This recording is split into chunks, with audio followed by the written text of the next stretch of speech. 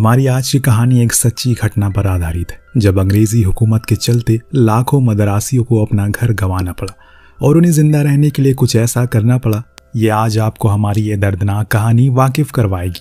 दौर था 1943 का, जब भारत अंग्रेजों की बेड़ियों तले बंधा हुआ था। आए दिन उन्हें मुल्क से खदेड़ने के लिए नए नए मोर्चे खोले जा रहे थे। वहीं दूसरी तरफ दूसरे विश्व युद्ध से पूरी दुनिया सहमी हुई है। दुनिया भर में तमाम देश अलग अलग गुटों में बंट गए हैं। जहां एक तरफ यूनाइटेड किंगडम ने राष्ट्रवादी देश के साथ मिलकर हिटलर के खिलाफ मोर्चा खोल दिया है, तो वहीं जापान ने जर्मनी का साथ देते हुए उन सभी देशों पर हमला बोल दिया है जहां जहां पर अंग्रेजों ने कब्जा किया है, और इन्हीं में से एक है भारत। आलम कुछ ऐसा हो गया है कि जापान मद्रास को पूरी तरह से तहस नहस करने पर उतारू हो गया है, जिसके चलते वहां की 70% से ज्यादा आबादी भाग खड़ी हुई।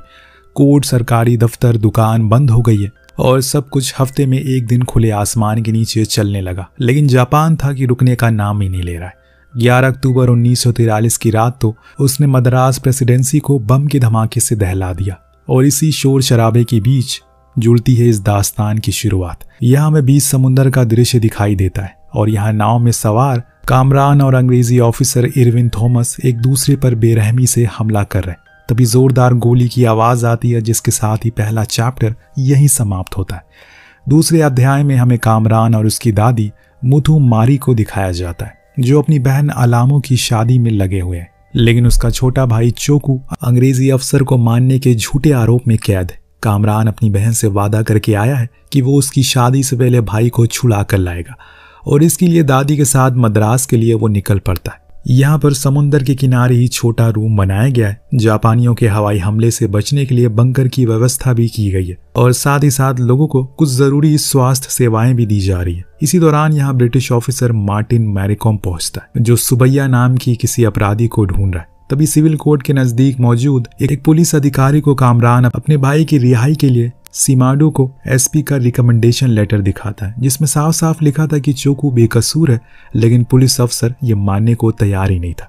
कामरान उसके लिए गुजारिश भी करता है, परंतु कोई भी उसकी नहीं सुनता। उल्टा एक अंग्रेज ऑफिसर कामरान को ही उसे ही थप्पड़ मारने लगता है और उसके भाई के केस का इंचार्ज बताते हुए धमकी देता है कि मेरे रहते हुए 3 साल से पहले वो बाहर नहीं आने वाला। ये सब कुछ चल ही रहा होता है कि आसमान में जापानियों के फाइटर प्लेन लहराने लगते हैं, जिसे देखकर पूरे कैंप में अफरा तफरी मच जाती है।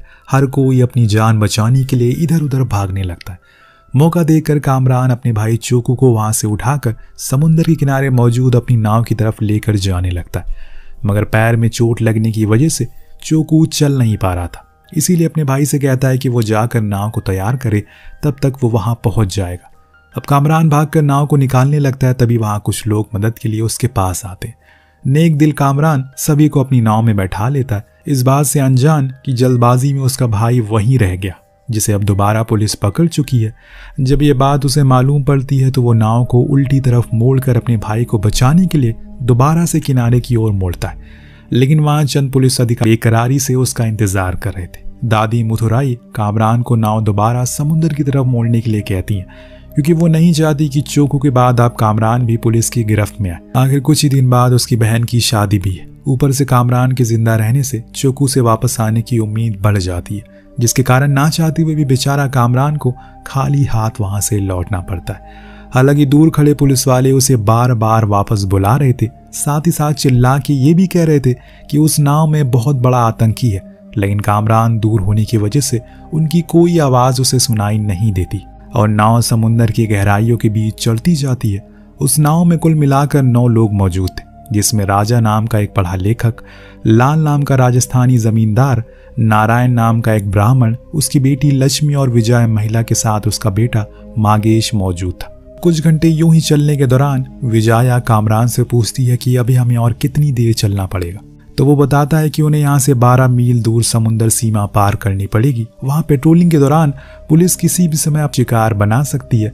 तभी यहाँ एक शख्स मुथैया कहता है, हम लोग यहाँ काफ़ी देर से कम एक दूसरे का नाम तो जान ही सकते हैं, जिस पर विजया अपना नाम बताते हुए कहती है कि मेरे पति कांग्रेस के लीडर है, जिन्हें विजयवाड़ा के जेल में बंद कर रखा है। मैं यहाँ काम की तलाश में आई थी, लेकिन यहाँ आकर फंस गई। इसके बाद मथुराई अपना परिचय देते हुए कहता है कि मेरा पोता कामरान और हम कसीमेडू से हैं। तभी नारायण खुद को एक बेरोजगार बताते हुए कहता है कि ये मेरी बेटी लक्ष्मी है, जो 5वीं पास है। और तांजोर से कर्नाटक म्यूजिक सीखना चाहती है। इसके बाद लाल उन सभी को बताता है कि वो राजधानी से और यहाँ ट्रेन लेट होने की वजह से फंस गया।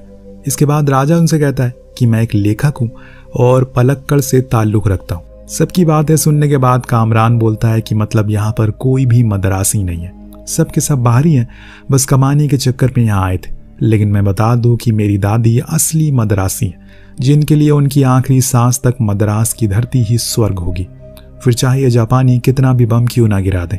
इसी दौरान उसे पुलिस के इलेक्ट्रिक बोट की आवाज आती है। वो अपनी नाव की दिशा साउथ की ओर बदल देता है। उधर बोट में नारायण के बगल में एक चूहा जाता है तो वो उसे भगाने लगता है और नाव से फेंकने की कोशिश करता है। कामरान चूहे को छूने से मना करता है तो नारायण बोलता है कि आखिर इस नाव में चूहे का क्या रिश्ता।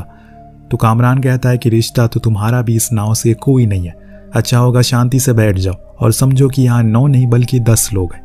अब थोड़ी देर बाद अचानक राजा उठकर उसकी जगह ले लेता है और उसे कुछ देर आराम करने को कहता है। इस दौरान कामरान की जेब से उसके भाई का अंग्रेजी अफसर द्वारा लिखा गया रिकमेंडेशन लेटर जेब से नीचे गिर जाता है। मुठैया उसे उठाकर पढ़ता और कहता है कि ये तो बहुत ही काम की चीज है, इसकी बदौलत तुम अपने भाई को रिहा कर सकते हो। अब जब वो उस खत को वापस दे रहा होता है कि तभी नाव में एक झटका लगता है जिससे वो खत उड़कर दूसरी तरफ चिपक जाता है और देखते ही देखते समुद्र में लहराने लगता है। अब कामरान भी बिना अपनी जान की परवाह किए अपने भाई के बेगुनाह सबूत को बचाने के लिए उसके पीछे भागता है, लेकिन हवा के बहाव के कारण वो न जाने कहां गायब हो गया, जिसके बाद बेचारा कामरान को वापस नाव में आना पड़ता है। आज वाकई उसका दिन बेहद बेकार है। पहले आंखों के सामने से भाई को छुड़ाकर नहीं ला पाया, अब उसकी बेगुनाही का सबूत, आखिरी उम्मीद भी उसके हाथों से जा चुकी है। अब वो इसी कश्मकश में लगा हुआ था कि उसे आगे एक ब्रिटिश जहाज के टुकड़े मिलते हैं। यहाँ पर खाने पीने की चीजें भी पड़ी थी। अब वो लोग उन्हें पकड़ने के लिए इधर उधर देख रहे होते हैं कि तभी पीछे से इनकी बोट पर इरविन थॉमस नाम का एक अंग्रेजी अधिकारी चढ़ जाता है, जिसे देखकर वो सभी हैरत में पड़े थे। जब नाव पर भारी वजन होने की वजह से कामरान उसे नाव से नीचे उतरने के लिए कहता है तो इरविन अपनी बंदूक दिखाकर सभी को शांत करता है और फिर सभी अपनी जगह पर दुबक कर बैठ जाते हैं। सब उससे पूछते हैं कि आखिर वो यहाँ कैसे पहुंचा, तो वो बताता है कि यहाँ पर पेट्रोलिंग कर रहा था, तभी जापानी पनडुब्बियों ने अचानक हम पर हमला कर दिया, जिसके चलते 3 जहाज वहीं पर तहस नहस हो गए। मैं किसी तरह जिंदा बच गया। फिर वो हवा में बंदूक लहराते इस नाव को अपना बताते हुए कामरान को ऑर्डर फॉलो करने के लिए कहता है। अब बेचारा कामरान पलक झपकते ही अपनी नाव के मालिक से नौकर बन जाता है। 4 घंटे बीत जाने के बाद तभी दादी मथुराई को इंजन की आवाज आती है। इरविन तुरंत ही भाप लेता है कि यह जापानी की बोट है। अपने पास मौजूद जापानी झंडे को लहराने लगता है। जब जापानी बोट नजदीक आती है तो सभी के दिल की धड़कनें बढ़ती जा रही थी, मगर इरविन को होशियारी के बदौलत आखिरकार जापानी धोखा खाने में कामयाब हो जाते हैं। उन्हें अपना आदमी समझकर वो नाव को वापस मोड़ लेते हैं, जिससे इन सभी की जान बच जाती है। अब देखते ही देखते 5 घंटे बीत चुके। अचानक इरविन कामरान को नाव को रोकने के लिए कहता है, फिर अपने डिवाइस को निकालकर इस बात की पुष्टि करता है कि उन सभी ने समुद्री सीमा को पार कर लिया। यहाँ तक कि उसे 2 मील और लगेंगे, यानी कि अब उन्हें डरने की कोई जरूरत नहीं है। ये सुनकर नाव में मौजूद सभी लोग कामरान का धन्यवाद करने लगते हैं, क्योंकि आखिर आज उसकी बदौलत उन सब की जान बची है। फिर इरविन उनसे 2 घंटे के लिए वहीं आराम करने को बोलता है, ताकि तब तक जापानी गोलीबारी बंद हो जाए। अब ये समय बिताने के लिए मंगेश लक्ष्मी से गाना गाने के लिए कहता है और वो इतना प्यारा संगीत सबके सामने पेश करती है कि हर कोई दंग रह जाता है। सभी उसकी खूब तारीफ करते हैं। इस बीच अरविंद को रेडियो सिग्नल बजने लगता है, जहां में मालूम पड़ता है कि जापान ने कोई बमबारी नहीं की, बल्कि वो सिर्फ और सिर्फ अफवाह थी। दरअसल कुछ अंग्रेजी जहाज हवा में करतब दिखा रहे थे, जिन्हें जंगी समझकर लोग डर गए। साथ ही साथ इरविन को रेडियो सिग्नल पर मौजूद अपने आदमी से यह भी मालूम पड़ता है कि वो इस बोट में है और एक आतंकी भी छुपा हुआ है। ये सुनकर इरविन सतर्क हो जाता है। बंदूक को हाथ में थामे उन सभी पर बारी बारी से तान कर कहता है, अच्छा होगा कि तुम में से जो भी आतंकी है वो अभी मेरे सामने आ जाए, वरना अगर मैंने ढूंढ निकाला तो वो जिंदा नहीं बचेगा। जिसके बाद जहाज का माहौल पूरी तरह से खराब हो जाता है। इरविन सबको गौर से देखता है और फिर मुथैया से कहता है, कहीं तुम तो वो अपराधी नहीं हो। मुथैया उसको अपना कार्ड दिखाते हुए कहता है, मैं कोई लाइब्रेरियन नहीं हूँ, बल्कि एक CID ऑफिसर हूँ जो खुद इस नाव में उसी टेररिस्ट को पकड़ने के लिए बैठा हूँ। बस कुछ देर में मैं उसे पकड़ लूंगा और फिर आपको सौंप दूंगा। अब सभी एक दूसरे को शक की निगाहों से देख रहे थे। तभी अचानक नाव के अंदर पानी भरने लगा। कामरान इरविन पर जोर से गुस्सा करते हुए बोलता है कि मैंने पहले ही कहा था कि ओवरलोड मत करो, लेकिन तुमने नहीं सुना। तुम सबसे आखिरी में आए हो, इसीलिए फौरन नाव से बाहर निकल जाओ। ये सुन इरविन गुस्से से तिलमिला जाता है। कामरान को अपना नौकर बताकर नाव से कूदने को कहता है, तो कामरान बोलता है कि अगर मैं नाव से खुद गया तो मेरी दादी का कौन ख्याल रखेगा। जिस पर इरविन बोलता है, तुम्हारी दादी वैसे भी बूढ़ी हो चुकी हैं, इनकी मरने की उम्र हो चुकी है और इसीलिए इन्हें समुद्र में फेंक दो। बस इरविन ने इतना ही बोला था कि कामरान उसे घूंसे से मारना शुरू करता है और दोनों के बीच जोरदार झड़प होती है, जिससे इरविन उस पर गोली भी चला देता है। लेकिन नाव में मौजूद पालतू चूहे की बदौलत उसका निशाना चूक जाता है और गोली सीधे कामरान के कान के बगल से निकल जाती है, जिससे नाव में एक और छेद हो जाता है। अब सभी लोग कपड़ा लगाकर छेद को बंद करने की कोशिश करते हैं, लेकिन ऐसी कंडीशन आ गई है कि नाव से किसी 3 लोग को कूदना पड़ेगा। कामरान कहता है कि ये नाव मेरी है और ये मेरी दादी यहाँ से कहीं नहीं जाएंगी, बाकी अब तुम लोग फैसला कर लो कि कौन कूदेगा और कौन रहेगा। इरविन ये सुन अपनी बंदूक की गोलियां देखने लगता है, जिसमें अब केवल 2 ही गोली बची है। वो लोग कोई फैसला करते तभी यहाँ एक शार्क आ जाती है, जिसे देख नाव में हड़कंप मच जाता है। कामरान उनसे शांत रहने को कहता है और जल्द से जल्द इस चीज का फैसला करने के लिए कहता है कि कौन 3 लोग कूदेंगे, क्योंकि अगर ज्यादा देर ऐसे ही कंडीशन रही तो नाव डूब जाएगी। अब सीआईडी ऑफिसर मुथैया उनसे कहता है कि कुछ ही देर में मैं टेररिस्ट को पकड़ लूंगा, एक आदमी तो वैसे भी कम हो जाएगा, बाकी 2 लोग कौन है अब फैसला कर लो।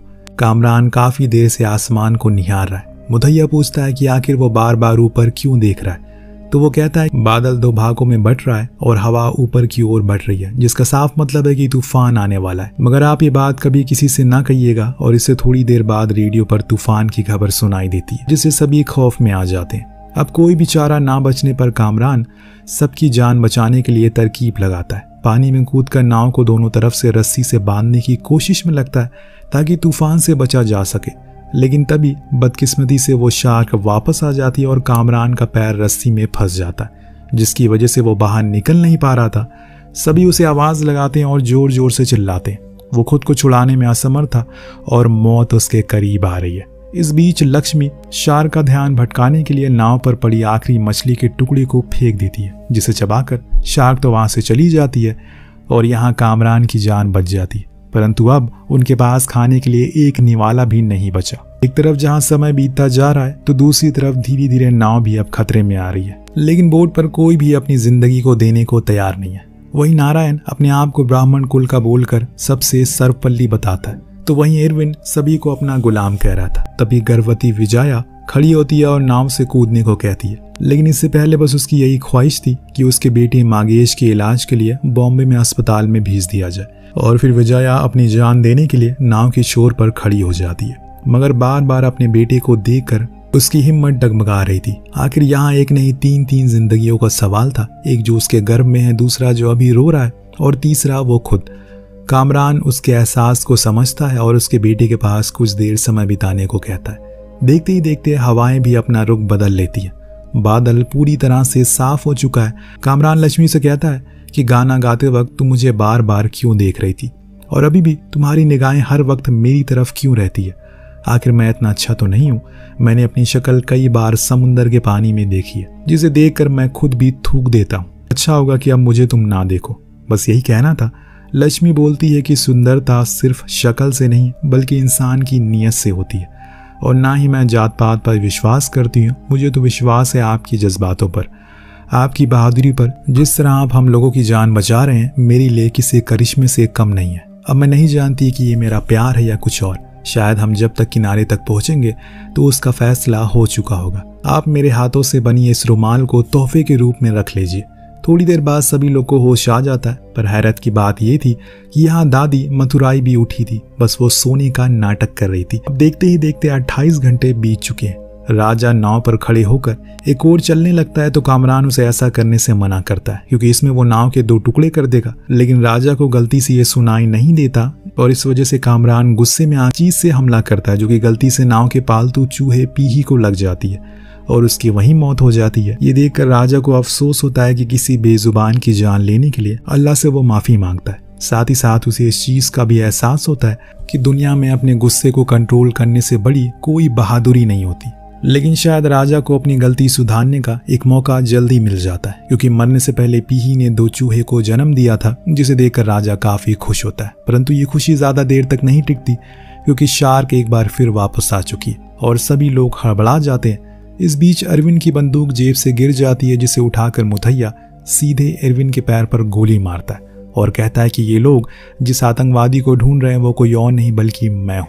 अपने देश को आज़ाद कराने के लिए आवाज़ उठाने वाला हर भारतीय इन लोगों के लिए आतंकवादी लगता है, लेकिन अपनी नज़र में मैं सुभाष चंद्र बोस का इंडियन नेशनल आर्मी का विंग कमांडर हूँ। अब ये बोट मेरी है। जिसके बाद वो अपनी यूनिफॉर्म पहनकर सिगार को जलाने लगता है और सब लोगों से कहता है कि सब लोग मुझे यहाँ कमांडर करके बुलाएंगे, बाकी एरविन को तो मैं पानी में फेंक दूंगा, बाकी को कौन 2 लोग होंगे उनका फैसला भी मैं ही करूंगा। फिर वो सबसे पहले एरविन को 10-12 थप्पड़ जड़ते हुए कहता है कि तुम हमारे रूलर बनोगे, बॉस बनोगे, हमें मैनर सिखाओगे। फिर अपने ऑक्सीजन सिलेंडर के अंदर मौजूद एक जापानी मिसाइल बम को निकाल कर उन्हें दिखाता है और बोलता है कि अगर मद्रास के तट पर जापानी फायर फाइटर की अफवाह ना उड़ती तो मैं वहां पर यह बम लगाकर न जाने कितने अंग्रेजों को तबाह कर देता। फिर एक के बाद एक सबसे सवाल जवाब करने के लिए अपने पास बुलाता है। दादी से पूछता है कि आपसे किसने कहा था कि अच्छे और बुरे लोगों के साथ एक साथ व्यवहार करना चाहिए। वो कहती हैं कि प्यार का मतलब यही है कि सबके साथ एक साथ व्यवहार करो। तो गुस्से में मुथमैया उनसे कहता है अच्छा होगा कि आप अपनी जगह पर जाकर बैठ जाइए। अब वो कामरान को बताता है कि जब तक गुलाम किसी काम में व्यस्त रहेगा वो अपनी आज़ादी की मांग नहीं कर सकता। तुम भी इतने सालों से इसी धोखे में रह रहे हो, अंग्रेजों की गुलामी की और अब पावर देखकर मेरे सामने झुक गए। चलो जाकर चप्पू संभालो। फिर वो एरविन के हाथ पैर बांधकर उसे पानी में फेंकने की तैयारी करने लगता और जिन 2 लोगों को नाव से कूदना था उनका भी नाम एक चिट्ठी में लिख देता है। इस बीच राजा शार को मारने के लिए तैयार की गई चाबुक मुथैया की तरफ कर देता है, जिसे कामरान उसकी मदद करता है, लेकिन ये कोई उसकी जान नहीं लेना चाहता, बस उसके हाथों से बंदूक छीनना चाहते हैं। मुथैया उन्हें समझा रहा होता है कि मेरे कहने पर चलो, सब कुछ ठीक हो जाएगा, लेकिन वो लोग नहीं सुनते और तभी एरविन थोड़ा सा दम लगा चाबुक मुथैया के सीने में फूंक देता है, जिससे वो पूरी तरह से खून से लथपथ हो जाता है। अब लक्ष्मी 2 और लोगों का लिखा हुआ कागज पढ़कर देखती तो सबको कोसने लगती है, क्योंकि यहाँ पर मुथैया ने किसी की जान लेने का जिक्र नहीं किया था, बल्कि उस पेपर पर यह लिखा था कि वो कैसे बच सकते हैं। इसमें साफ साफ लिखा था कि कैसे एरविन को समुद्र में फेंककर वो लोग लक्ष्मी और मागेश को नाव की लकड़ी के ऊपर छोर की लकड़ी को काट कर अगर तैरते हुए पिरामिड बना सके तो लक्ष्मी और मागेश का कम वजन होने की वजह से उन्हें उसमें बैठा सकते हैं, और अगर इस बीच शार्क वापस आ गए तो उन्हें नाव के कुछ देर के लिए वापस बुला लेंगे। इसे हंगेरियन मेथड कहा जाता है। लेकिन अब यह काम काफी मुश्किल होने वाला है, क्योंकि मुथैया का खून जरूरत से ज्यादा बह गया। तभी नींद में ऑक्सीजन सिलेंडर फेंकने के दौरान लाल से वो जापानी समुद्री बम में गिर जाता है। अब तो मानो उन्हें मरने से कोई बचा नहीं सकता, क्योंकि कुछ ही देर में वो फटने वाला था।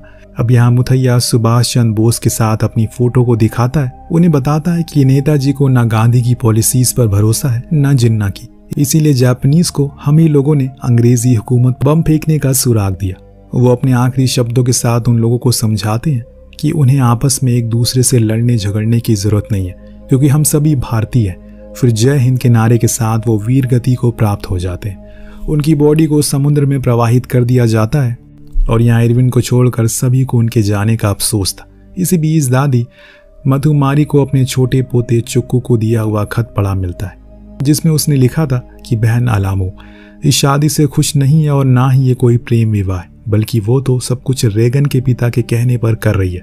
उन्होंने कहा था कि अगर वो उसके बेटे से शादी कर लेगी तो उसके भाई द्वारा नाव के लिए लिया गया कर्ज माफ कर दिया जाएगा। बल्कि मुझे यहाँ जेल से कुछ लोगों से पता चला कि रंगन अच्छा इंसान नहीं है। आप प्लीज किसी भी कीमत पर यह शादी ना होने दीजिए। अब एक तरफ जिंदगी और मौत की कसमकस, दूसरी तरफ बहन की बर्बाद हो रही जिंदगी कामरान को उलझन में डाल देती है। वो सबसे साफ साफ कह देता है कि तुम लोग जल्दी फैसला कर लो, कौन 2 लोग कूदने वाले हैं। मैं ज्यादा देर अब इंतजार नहीं कर सकता। मेरी बहन की कल शादी है और उससे बढ़कर मेरे लिए इस दुनिया में कोई नहीं है। अगर किसी ने फैसला नहीं किया तो मैं खुद उन 2 लोगों को ढकेल दूंगा।